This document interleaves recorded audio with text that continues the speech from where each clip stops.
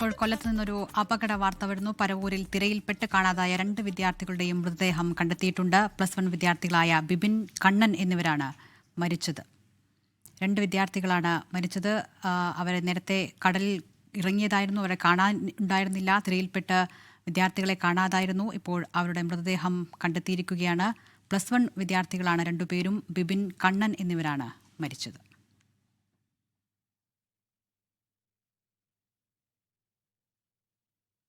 സൂര്യഗായത്രി കൊല്ലത്ത് നിന്ന് വിവരങ്ങളുമായി ചേരുകയാണ്. സൂര്യ, എപ്പോഴായിരുന്നു ഈ അപകടം? എന്താണ് മറ്റു വിവരങ്ങൾ?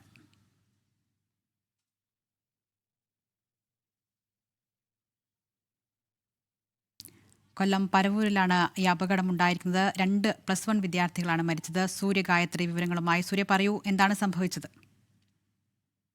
ദിൽന, ഇന്നലെ 2:45 കൂടിയാണ് ഈ അപകടം നടക്കുന്നത്. കൊല്ലം പരവൂർ പൊഴിക്കര ക്ഷേത്രത്തിന് പുറകിലായിട്ട് കടലിൽ കുളിക്കാനിറങ്ങിയ വിദ്യാർത്ഥികളെ കാണാതാവുകയായിരുന്നു. 5 വിദ്യാർത്ഥികളാണ് ഈ കടലിൽ ഇറങ്ങിയത്. ഈ 5 പേരും തിരയിൽ അകപ്പെട്ടു പോവുകയായിരുന്നു. പക്ഷെ 5 വിദ്യാർത്ഥികളിൽ 3 പേരെ ഉടൻ തന്നെ നാട്ടുകാർ ചേർന്ന് രക്ഷപ്പെടുത്തി. 2 പേരെയാണ് കാണാനില്ലാത്തത്.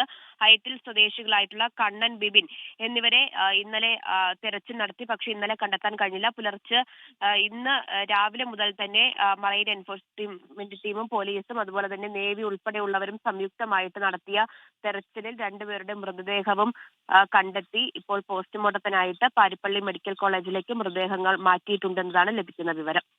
ശരി, സൂര്യഗായത്രി കൊല്ലത്ത് നിന്ന് വിവരങ്ങൾ നൽകിയത്. ലോകത്തെവിടെയായാലും ഏത് സമയത്തും 24 വാർത്തകളും ഓഗ്മെന്റഡ് റിയാലിറ്റി പാക്കേജുകളും എക്സ്പ്ലെയിനറുകളും വിശദമായി കാണാൻ ഞങ്ങളുടെ യൂട്യൂബ് ചാനൽ നിങ്ങൾക്ക് സബ്സ്ക്രൈബ് ചെയ്യാം.